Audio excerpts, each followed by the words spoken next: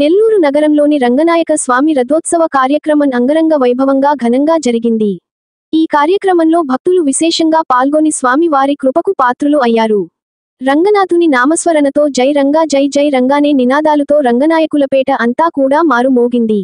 స్వామివారి రథ ఊరేగింపును తిలకించడానికి తండోపతండాలుగా ప్రజలు వేలాది మంది తరలివచ్చారు. ఎండను సైతం కూడా లెక్కచేయకుండా భక్తులు జై రంగా జై జై రంగానే స్వామివారి నామస్మరణతో రథోత్సవ కార్యక్రమం కొనసాగింది. ఈ కార్యక్రమంలో నెల్లూరు నగర commissioner, collector, SPD, SP, MRO తదితర అధికారులు పాల్గొని ఎటువంటి అవాంఛనీయ సంఘటనలు జరగకుండా కట్టుదిట్టమైన పోలీసు బందోబస్తు ఏర్పాటు చేసి భక్తులకు ఎటువంటి అసౌకర్యాలు ఏర్పడకుండా తగ్గిన చర్యలను చేపట్టారు.